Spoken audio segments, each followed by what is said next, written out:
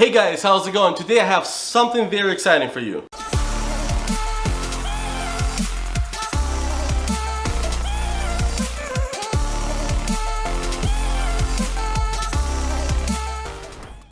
I was able to get in contact with a spec home builder that's been doing this for over 10 years, and he's gonna come into the channel and talk about the business that he does and talk about how you as a wholesaler can bring value to a spec home builder, which means that you can wholesale the vacant lots and make some money. This was a great interview, so please leave a like, subscribe to the channel, and comment down below if you had any questions for me or Mr. Lawrence during this interview.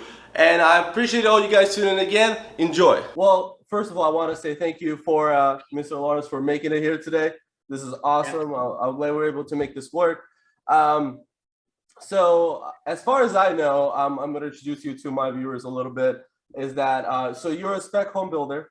You are located in Wisconsin, right? Yes. Yep. We're just south of Milwaukee, about 20 minutes south of Milwaukee. Oh, that's awesome. I'm actually originally from Illinois, so I was your neighbor out there. Yeah.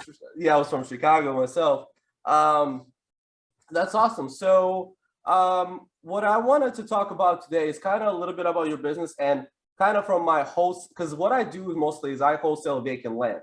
That is my main thing, and I work a lot with builders. So it's a very interesting for me to get different perspective on the regular things that I do every day to kind of get your perspective on how, these things work. Sure. So how long have you been doing spec building?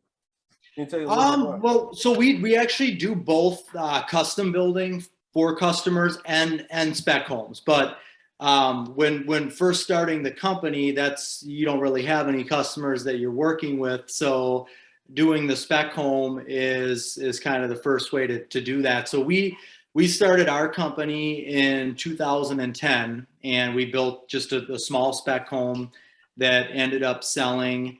And then from there, we bought 3 lots right off the bat. We put a spec home on the first lot and had plans as to once that one sold, we would do the next one and then the next one. So while we, sold the first one and started building the second one, then we started getting people that would, I'd do open houses there, and you'd get people that would come in and not only be interested in the home itself, but also interested in building a home, because maybe they like what you do, and maybe just that location didn't work for them, or the layout of the home or the size of the home didn't work. So it kind of opens up doors into being able to get other builds. And the nice thing about doing builds for a customer is you as the builder, you don't have to actually go out and get financing.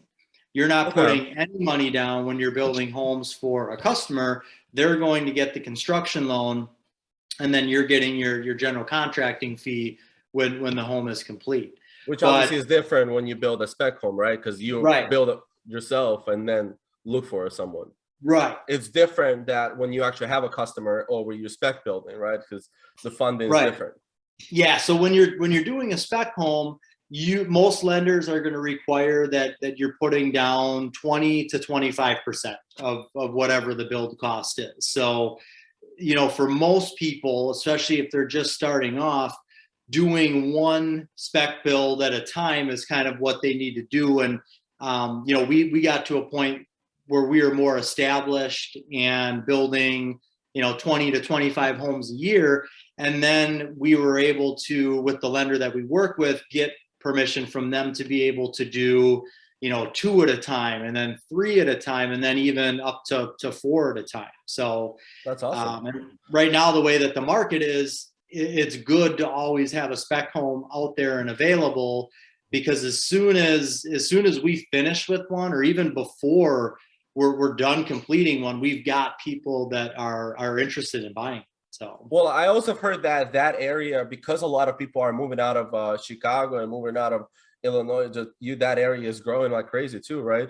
It is. Yeah, we're just north of the border, like say 45 minutes from Chicago. So we've got a nice little bubble here that is kind of insulated from everything else, because we do have that X factor of people moving from Illinois to Wisconsin. So even if the housing market does go down a little bit in the next couple of years, which it very well it could do that, we've got some a little bit of protection there because of that. So that's what we've been feeling right now. I've been thinking a lot about Florida too. There's so many people moving down to Florida that even if it does go down, I'm not worried about a crash. I think it was more like a correction that might yes. happen. So that's what I've been thinking a lot too. Yep. So we kind of talked about how you got started and everything like that. What I wanted to talk about is that, so when you look for, now with that many years of experience, and you're looking for where you want to build a spec home, what are the main criteria that you look for? What are you on the look for? Like the areas, the land, all that stuff.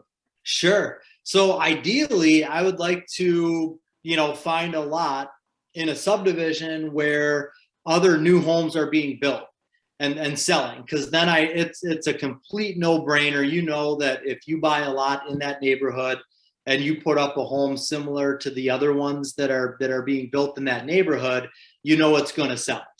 Now, that's not always the case. Right now where we are, the lot inventory is starting to dwindle down.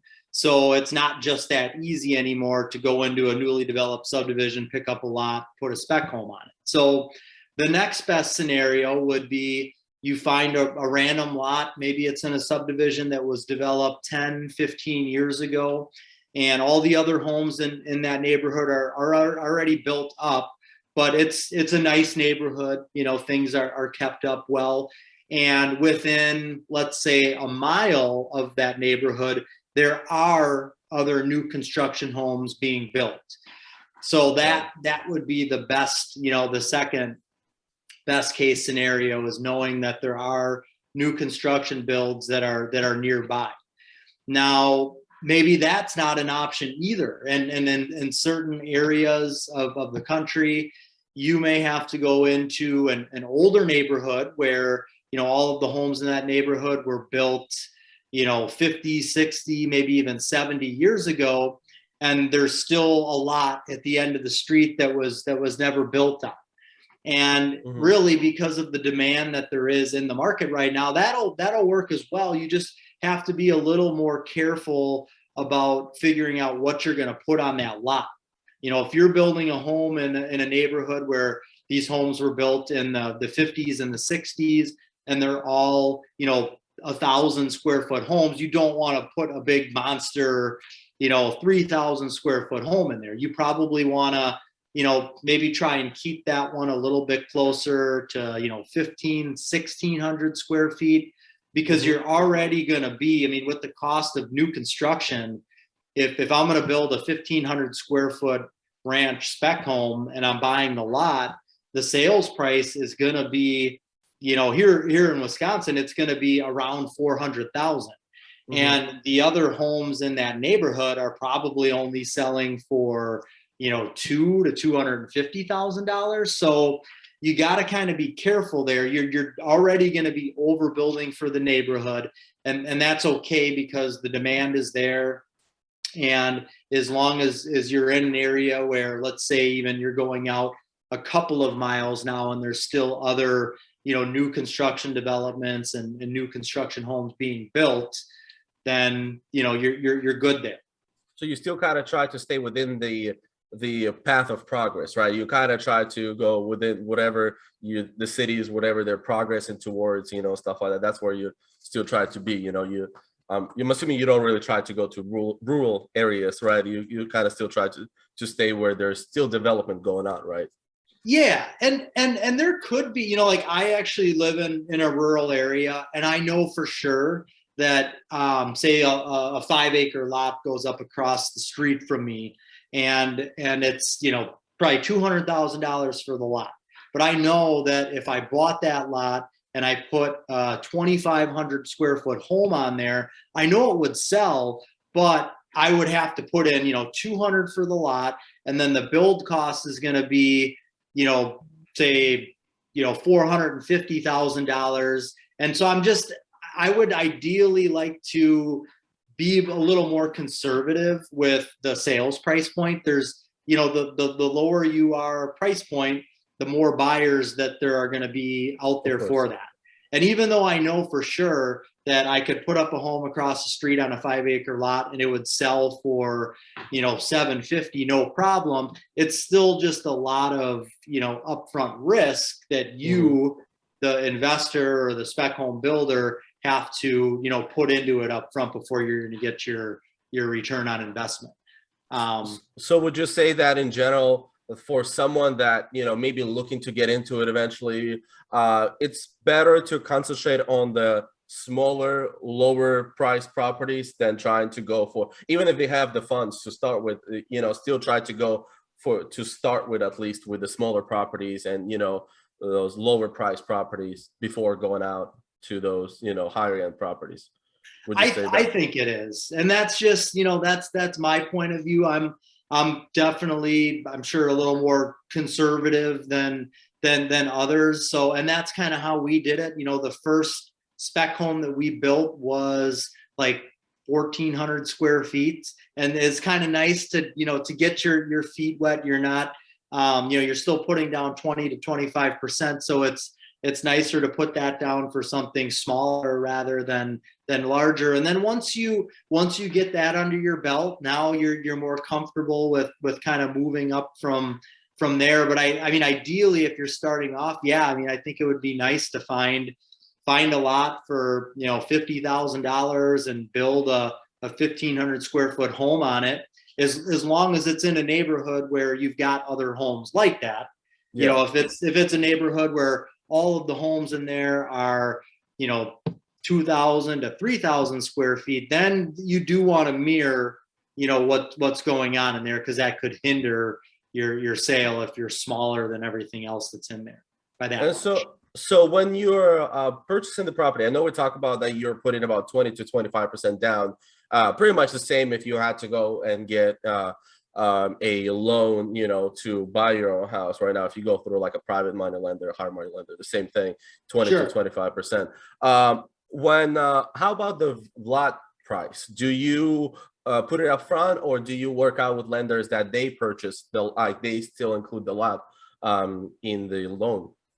Yeah, so you can do it either way. Some people, with a lot of my clients that I have, they'll go out and maybe they want to build a spec home and they want to do it 2 years from now. But the first thing that they want to focus on is finding the lot. So they'll go out and they'll just buy the lot. And then again, if you're just buying the lot, most lenders are going to require 20% down for the lot, but then you can start paying it down. And once you're ready to build, some lenders will take into account that, you've got some equity in the lot.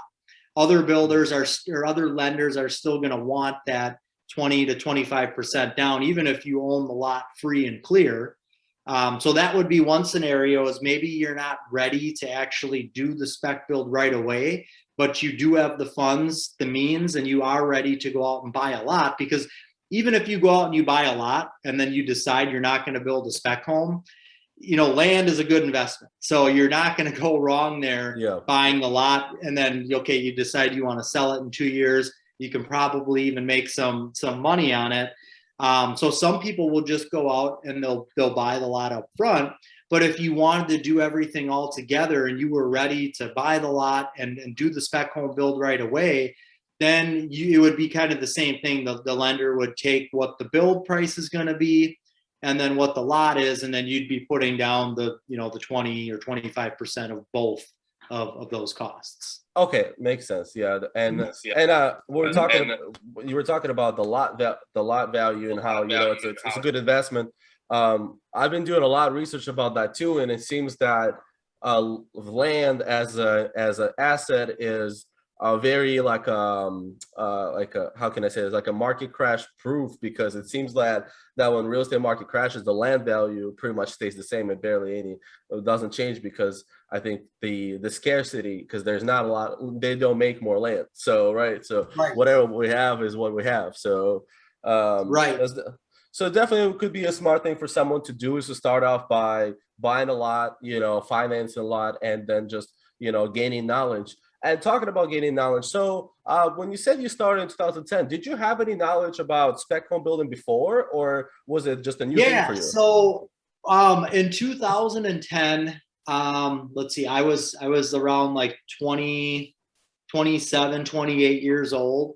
I started working for like a big production builder right out of high school, basically. So even starting at ages like 14 and 15, I did kind of random things, mowing lawns at the model houses, picking up garbage off lots, things like that. So I had always worked for a home builder.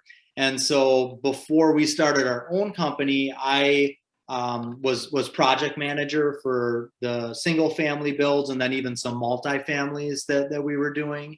And before that, I was kind of like the assistant to the project manager. So I kind of worked myself up there and then ultimately ended up selling new construction homes for this builder.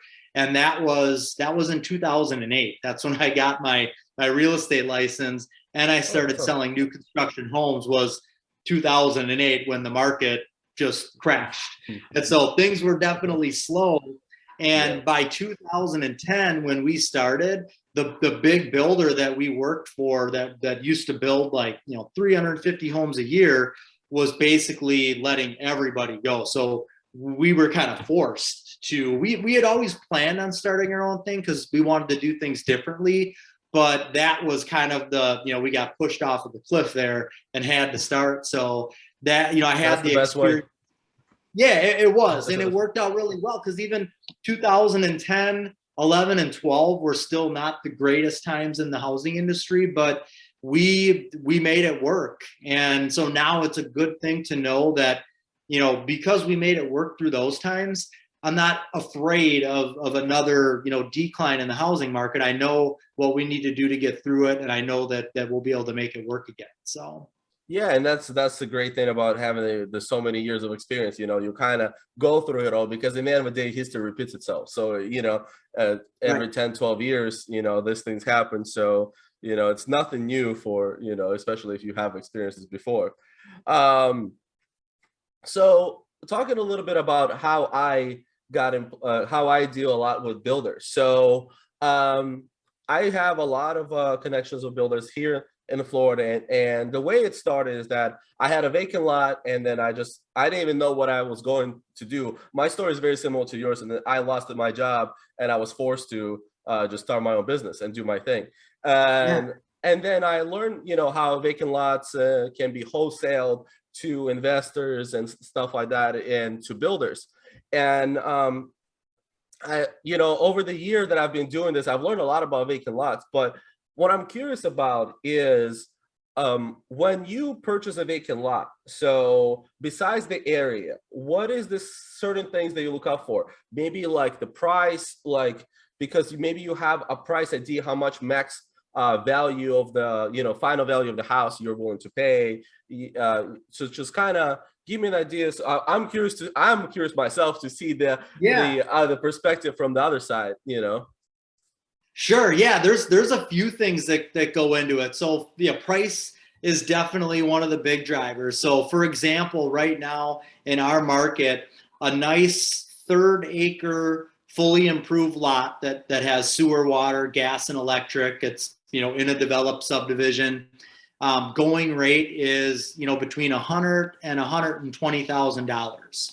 And if I drive into maybe a neighborhood that was developed 10, 15 years ago, and there's a for sale by owner, and it's the same size. Again, the other houses in there are a little bit older, but they're asking, $70,000 or even $80,000 for it. I'm going to snatch that up all day. I mean, it's kind of a no-brainer. Anything that's going to be below 100, if it's fully improved with sewer, water, gas, electric, and it's in a developed neighborhood, that's something that I'm going to be looking for there.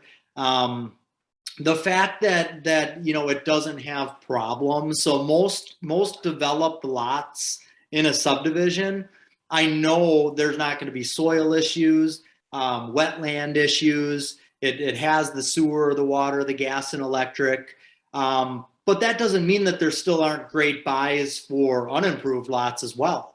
if I'm out here in the country, in the rural area where I am, and, going rate for a 5 acre lot is between, 175 and $200,000.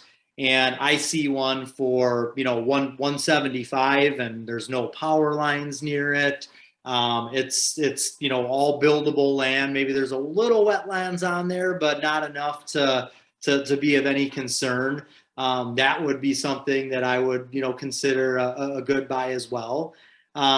Anything, because I kind of know the market that we're in, so anything that's within, I would say, like a 5 mile radius of where I am, if it's priced at what the market price is right now, or even a little bit lower than that, it's something that we would be interested in buying, just because, not even buying it just because I'm going to get a great deal on it, but I'm buying it because there aren't a lot of lots out there. And so there's a lot that comes up for sale. And even, I don't want to overpay for it, but if I can pay even what fair market value is right now, I'm definitely gonna do that, because that's the vehicle to basically move the spec home that I'm going to build on there. Or it could be a home that, maybe I'm working with a customer and they're looking for something like that. So I know that if we buy that lot, I'm going to get that build because I've got the lot now that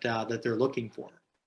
Okay, that's very interesting. So in that way, your market very, very well. So exactly by looking at any lot, you're like, okay, so this is how much I would pay for this lot at the max. Kind of get an idea at Right. least, right?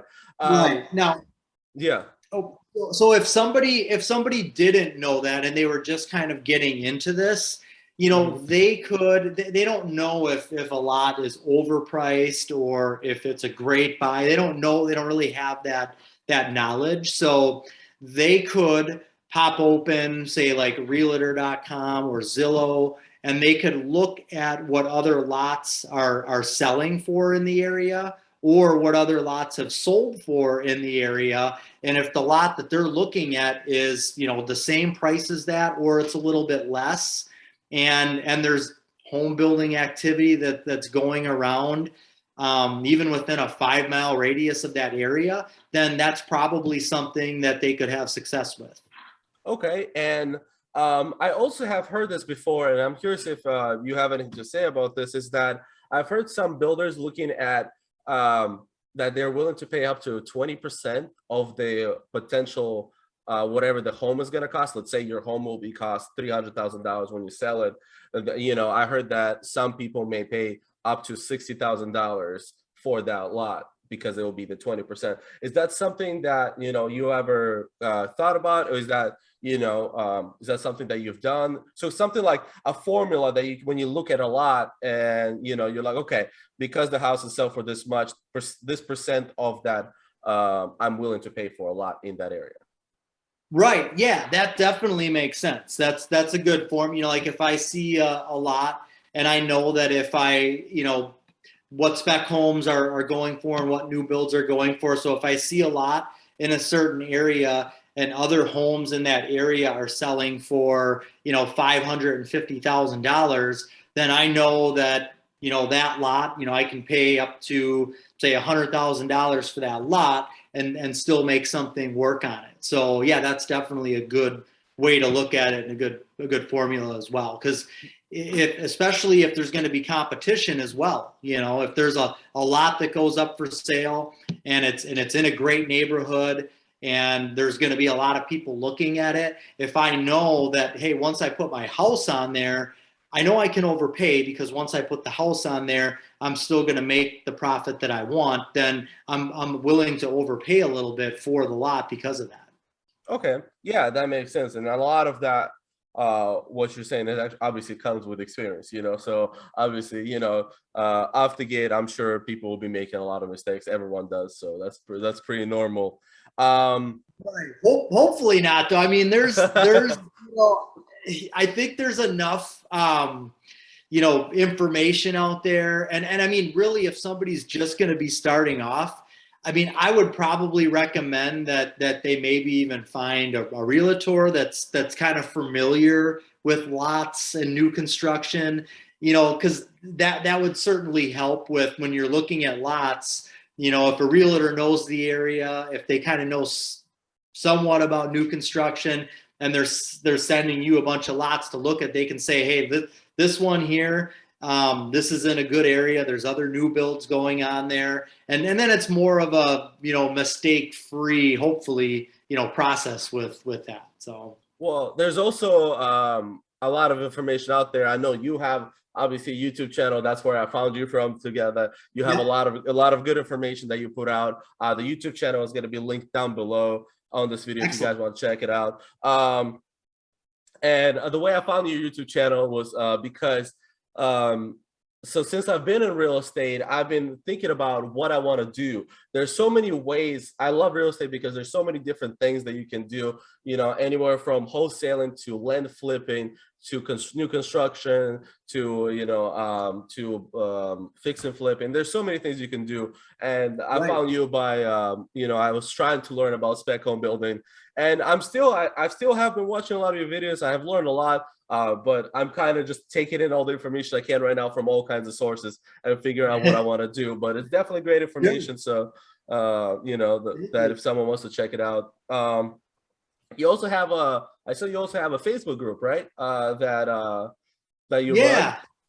Yeah, so it's called New Home Building Q&A, and I actually started it with the intention of that being kind of like a marketing tool for the home building business. So basically, if somebody would join that group and I was providing good content and I was answering questions, then naturally they would end up maybe asking me certain questions, and I could kind of nonchalantly throw out there, well, hey, just so you know, I am a builder in the area. So if you ever wanted to meet, and so that was like the intent of why I started it. But it actually ended up being, I think I've got there's over 20,000 people in it right now, and it's more of a nationwide type thing. So it's people that are building in all different areas, but it's more geared towards the consumer and those people that are having new homes built. So it's kind of on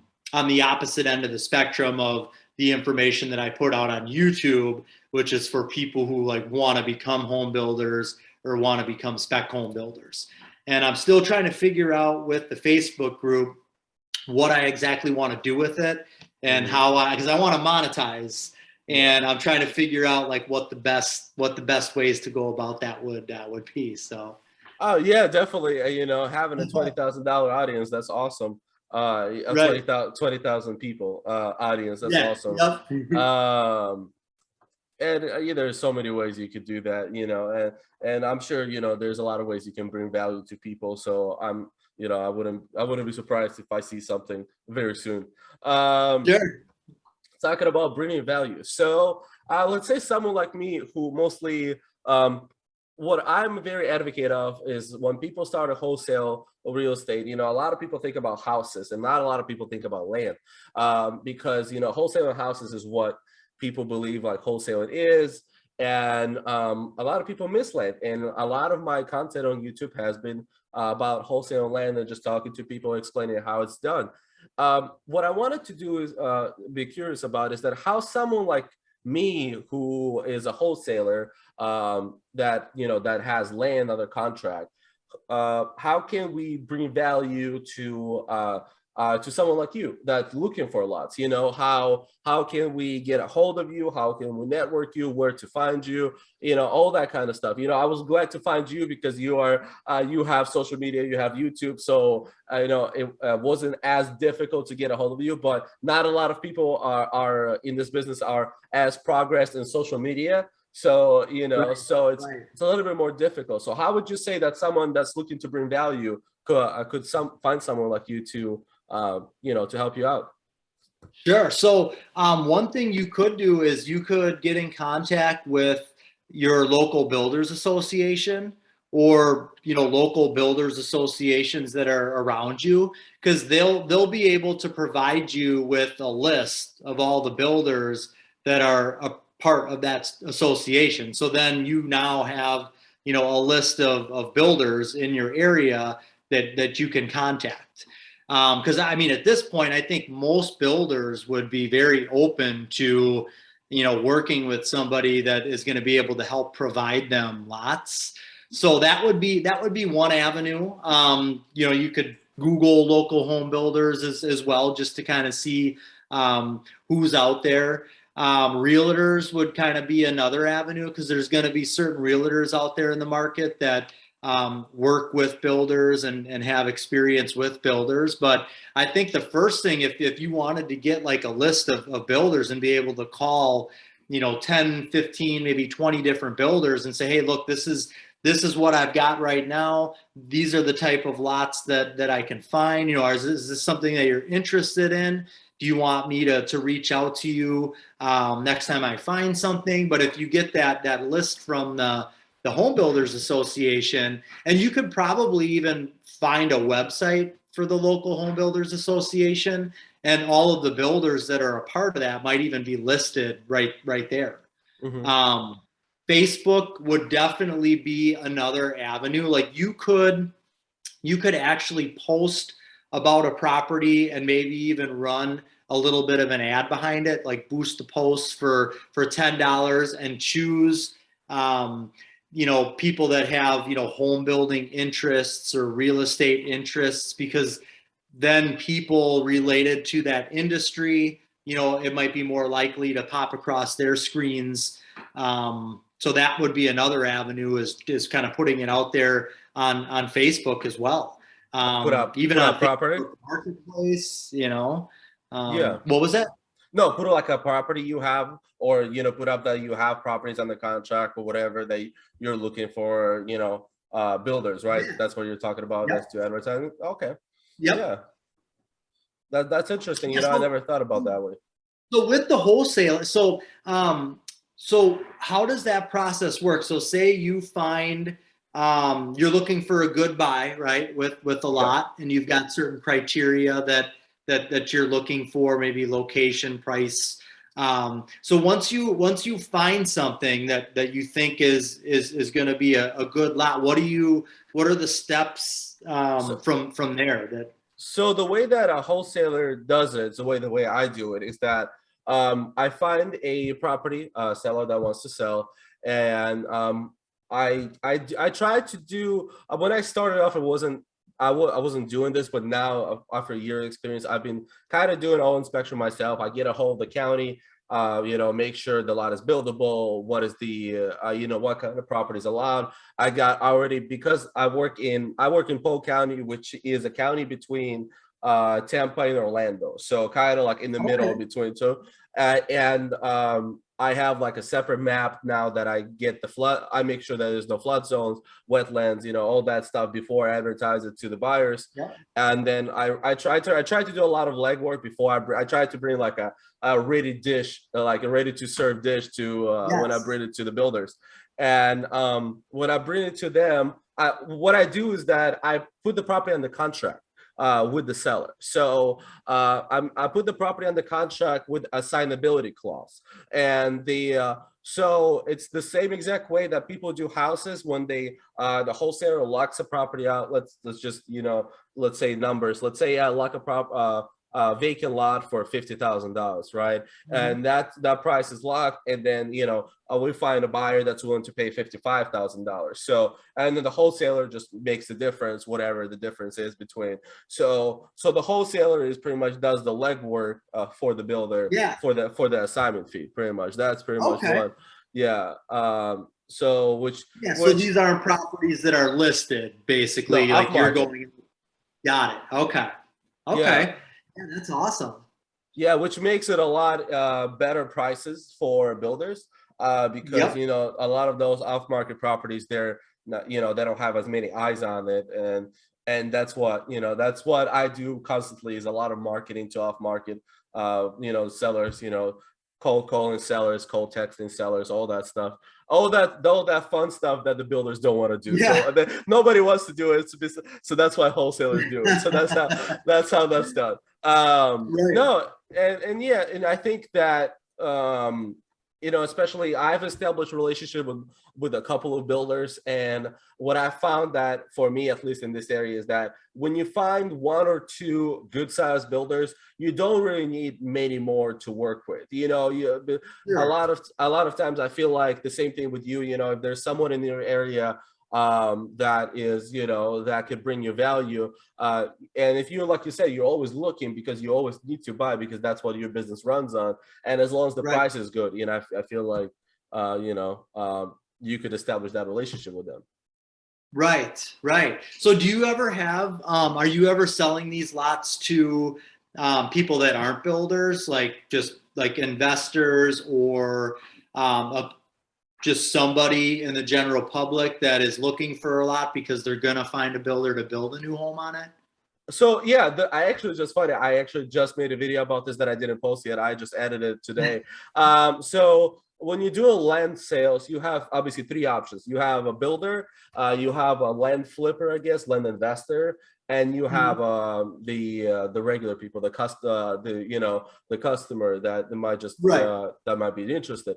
And I have sold to all kinds, all kinds. I mean, a lot of times, my sale what at least in Florida, the way I see it is that as a wholesaler, the builders are willing to pay a little more for the lots because they're actually gonna take the use of it and make profit comparing to land investors. They're holding on to the properties a little longer. You are trying to make profit from that lot, let's say within the next year or so, right? And the land investors, Right. they're kind of putting it as a long-term investment that may be in the next 5 years. So they're more they're not looking to pay as much. So a lot of times, but I have sold to them before.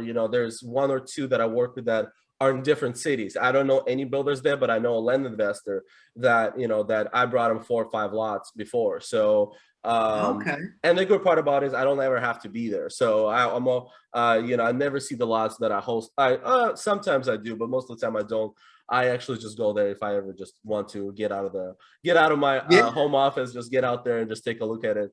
And then regular customers, yeah, I have wholesale to regular. It's a little bit more complicated because it's people get a little you have to build a report because they're like, oh, what is an assignment contract, what is this and that, so you have to get Yeah. into that legal stuff a little bit, explaining to them how everything works. But I have wholesale to regular customers, especially mobile home lots. That's a big Okay. thing, so regular lots not as much, mostly it's builders, but mobile home lots are very they go really quick, especially down here Okay. in Florida. Yeah, it's because it's rare now to find a good area mobile homes because a lot of cities are prohibiting it. You can't build mobile homes there anymore. So now, like, Okay. So yeah, yeah, I get it. Yeah, that makes sense. Okay. yeah. So it's kind of like a thing that depends on what kind of lot you have is who your customer is going to be. So in my situation, uh, Sure. especially if it's in the city, and if it's I think it's called CRA. Is that I think that's when they don't have impact fees, if I'm not mistaken. I don't remember if it's Okay. I forgot what it's called, but yeah, so like that area, builders love it, at least the ones I work with, especially if you don't have to pay. I don't know how the impact fees are in Wisconsin, but in Florida they're ridiculously expensive. Yeah, in certain areas they can be. So that is something that you want to know. Yeah, like before you're buying a lot, that would be something that you would want to investigate with the city, town, or village. What are the impact? What are all the improvement fees for it? So yeah, Yeah. that makes. And I had a question for you. So you were talking about buying a lot, and you said about that you mostly buy lots with utilities. Have you ever bought a lot without utilities? And if you did, uh, how expensive is it to actually put on utilities in the property? Is it a pretty challenging process? It's not really. I mean, we probably build on I would say like 70, well, no, maybe like 60% of the lots that we build on are improved and 40% are unimproved. So in certain areas, like once we get west of the freeway, there's no sewer and water in most areas. So any of the lots in those areas, a lot of times it's just farm field that was, chopped off as a 5 acre piece, and now that's going to sell. And so the well and the mound, like the septic system, is probably going to be around like $35,000. And comparing that to the cost of if there's sewer and water stubbed to the lot, it probably costs about $2,000 to hook up to the sewer and the water. So there's definitely a big price difference, but a lot of people that are wanting the unimproved lots, they're looking for more land. So they understand there's going to be more cost associated with developing it, but that's what they want. They want a bigger plot of land. So that's just something that we then account for in the build cost. So Well, of course, and of course the sellers are willing to sell it for a little cheaper because they know that it will require those things. So a lot of times, so I think that kind of works out, right? right, it does. Yep. And it depends too. I mean, because in some areas, it's if a lot is unimproved and it's in an area where there is sewer and water, and you are going to have to connect to sewer and water, and you're going to have to bring it down the road and do some major work, then yeah, that type of lot is definitely going to be should be priced less than what an improved lot is. But once you get into an area where all of the lots are unimproved, then it doesn't really, like the lots west of the interstate. Now you're getting more land. You're getting 5 acres as opposed to a third of an acre, but it's $200,000 compared to $100,000 for the third acre lot. But I guess when it comes down to price per acre, the unimproved is less, Okay. overall. You're kind of breaking it down to like price per acre. So Okay, yeah, and of course, and I was always curious about this. So when I look at lots, let's say there's an acre lot, because let's say when you're looking at houses, right? So you have a 1,500 square feet house and you have a 3,000 square feet house, and right, and a lot of times you can't really compare those because they're obviously different categories. Because let's say the 1,500 sells for $100 per square foot, like let's say, right, and then you try to do that 100 per and multiply by 3,000, and even though you can get an idea of how much the house can be cost, but it's still not very accurate, not very accurate. And I found that with lots too, because when I was starting off, I thought, an acre lot, and I was like, okay, so this acre lot is $40,000, so I guess this 2 acre lot should be cost $80,000. But it took me time to realize that it's not really the case, right? So right. Yeah, it's more so of like, say you're in an area where you've got that 1 acre lot, so you can put a house on there, and then you've got the next lot that's for sale for 2 acres. So you really only need that 1 acre because you can fit the house and you can build on there. So the additional acre that's coming with, there is value to it, but it's not as of the same, like price per acre that the first acre is. So like here's an example. In the municipality that I live in, if I've got a big piece of, let's say I got a 50-acre farm field and I'm going to split off a lot to sell for somebody to build on, the minimum size that I can split off is 5 acres. So if I split off a 5-acre lot and I'm going to sell it for $200,000, and then I'm going to split off another lot, but I'm going to make that one 8 acres. Well, most people, even the 5 acres might even be a little bit too much for them, but that's really all they're looking for is the 5 acres. So you've got the $200,000 that you got for 5 acres, but then the next 3 acres that are bringing it up to 8 acres, so 5 acres at $200,000 is, what is that, $40,000 an acre. So then the next 3 acres going up to 8 acres is probably only going to be like, $10,000 an acre, because most of the value is just in that initial, 5-acre piece. Because you can still only build one house, right? At the end of the day, you can only build one house. So, if you were able to split it more, then it would be a different story at that point, right? Right. So, Yeah, no, Yep. that absolutely makes sense. But it was definitely it was an interesting experience to me when I just started off, and I was like, oh, this is Yeah. a great price, and then it ended up not being that great of a price. That has Right. happened, but you learn as you go. So Right. um, Exactly. but no, and I think that I believe into that wholesalers should do a lot more land deals, and that's what I try to teach on my YouTube channels because a lot of wholesalers are scared of. Because when it comes to land, when it comes to houses, there's so much information out there to wholesaling houses. There's so many people that mentor you. There's so many people that can do all this, that. When it comes to land, there's not as much. And the moment I've had so many people reach out to me that they're like, oh, it's a flood zone or a wetland, or what is the zoning, and that all sounds too scary. They're like, I don't know what to Right. do with this.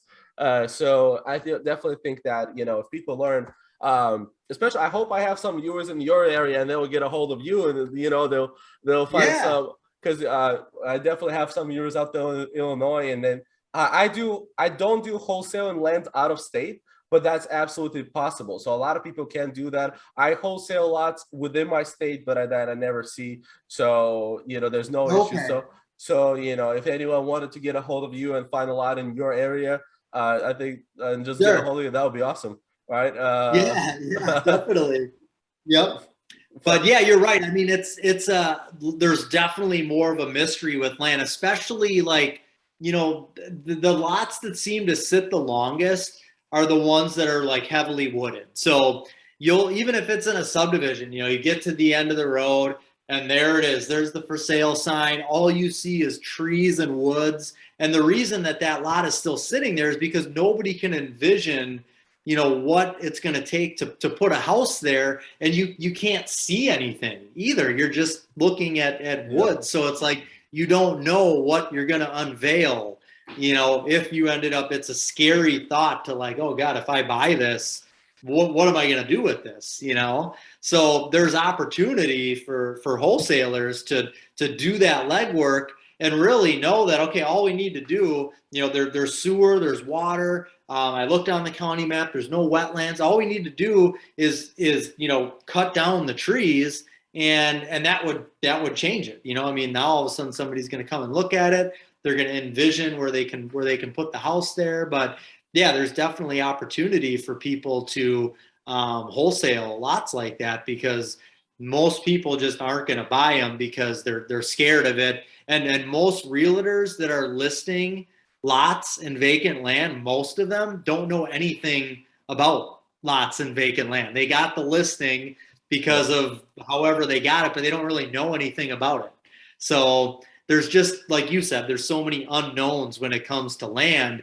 And that's something that I'm a realtor as well. And I've got my real estate and broker's license, and we've got a real estate company that goes hand in hand with the home building company. And I do a ton of vacant land real estate. And I love doing that. And I've got, experience with doing that. So now it's like, I know exactly what to look for with a lot. So if I find something that nobody's purchased for a while, I can look into it and truly investigate, like, yes or no, this is going to be something that is going to be, interested, or, that somebody would have interest in, or not. So Oh no, of course. And going back to that uncleared lot, right? I've seen tons of those lots. When you walk up to it, I know you see trees, and and you're kind of like, I don't know if I should go there. Maybe there's deer, maybe there's bears out there. I have no clue what's in there, right? So with those lots, so I've done a lot of research, because when I try to negotiate with sellers, I try to give them realistic numbers as to how much does it cost to clear that lot. So have you done those kind of projects, and like what would be what would you say is like on top of your head, like an average cost per acre to clear, let's say it's a heavily wooded area, what would it cost? yeah, I would say, so like if it's a 1 acre lot, And people are still going to keep some of the trees on there, but if you're going to clear an area for the driveway, for the build pad, you're probably going to spend between like five and, I know that's kind of a wide range, but $5,000 and $10,000, depending on, some tree removal guys are just going to cut the trees, but then they're not going to take care of the stumps. And then the excavator, when he comes in to dig or clear the lot, he'll have to clear those, and that's an expense that you're going to have to pay no matter what. But if it's somebody that's clearing and disposing of everything and removing stumps, I would say, you're probably going to be closer to $10,000 there. But so it's not that bad, I mean, in the general, in the grand scheme of things, if they want to build a 2,500 square foot ranch, and they're going to be buying a $100,000 lot. So they're going to be spending, $600,000 all in all. So, $5,000 to $10,000 for clearing the lot isn't really that big of a deal anymore. Yeah. But it's more so for the people that are just like, they just started looking, they want to find the lot to buy, and they're coming up to it, and they're like, oh man, so if I buy this, then we're gonna have to clear it. I end up assisting most of the time with that. So a lot of our clients that come in to build homes, they don't have lots yet. So I will actually help them find the lot, and they can kind of tell me where they're looking, what they're looking for, and then I'll put together a list of lots and provide that to them. And then if they're interested in one, they don't really have to do any of that legwork. I can basically take a look at that lot and say, okay, I'm going to call the city. I'm going to find out if it's buildable. I'm going to find out if there's, sewer, water, gas, and electric.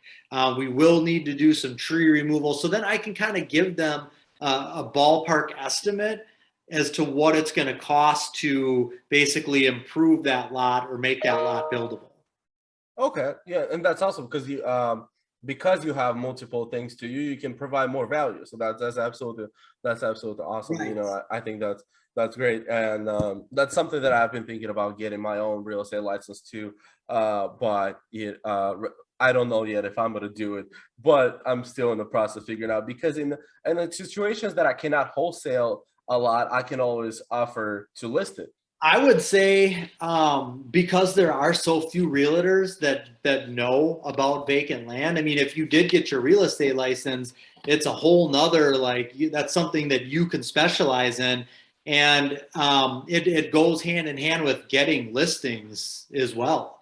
I've got some huge farmland, like hundreds of acres that I've got listed, because I'm able to, meet with that seller and kind of give them the breakdown of like, hey, this is how we could sell the land. We could parcel it up. I know that you've got wetlands on there, so this is why we should price it like this, or because this property is zoned like this. Like most sellers that own their land, they don't really even know about it either. No, Very few of them no, do. So yeah. if you're able to tell them like, hey, this is what it's zoned for, there are some wetlands on it, this is an area that's, future to be zoned commercial, like if you're able to, where to go and where to get all that information. So if you're able to provide that to the seller, you can get some good land listings like that. And then of course, you could also help buyers find land as well. You can kind of market yourself as like the vacant land, realtor. Yeah, and that's awesome. That's something I've been thinking about a lot. I think it's a market that's not does like when you were talking about that. There's a lot of realtors that don't know about vacant land, and I think that it really is like a missing market. I feel like people concentrate more on houses and stuff like that, and they kind of miss the part of new construction and other things like that. So definitely, Right. that's something. At the particular moment, I actually do have a. When it's so interesting to see different states with different prices, because when you talk about a 5 acre vacant lot for $200,000, right now I have a property under contract in the county that I work in. It's 11 acres, and it is actually only $80,000. So Wow. it's Yeah. definitely interesting. I mean, it is a little bit of a different situation, because the only thing that can be built on it is a mobile home. So you cannot throw a single family home, like you cannot throw a built on site property on there. but Okay. but you can throw a mobile home. But it's definitely very interesting to see different states that have different, prices, because that's why I like to get out of the city that I wholesale and kind of wholesale other cities and see, what the Yeah. prices are and stuff like that. But Yep. I mean, I think, I think this has been really awesome. You brought a lot of value, and it's very nice to see the other side and to see what perspective you have on things. And well, again, I'm leaving your link to YouTube channel and the Facebook group down below. So if anyone wants to reach out, and if anyone wants to reach out to you about if they find a vacant lot in your area, what's the best way to reach out to you? Is it through your YouTube and then just kind of go from there? I would say, I mean, I'll throw my cell phone number. That'd probably be the Oh best. yeah, I yeah. don't know if that's hard to do on YouTube or what, but I know.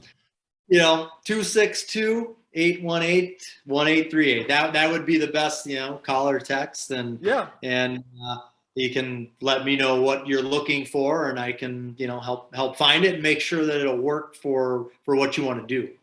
yeah. Okay, awesome. And I'll also throw that down below. And then, but yeah, again, like I said, thank you very much. This was awesome. It was a great experience. It was nice talking, and hopefully, if I ever get out in the Wisconsin market and I ever get a vacant lot, you'll be the first one I contact. Yeah, That'll be the definitely. plan.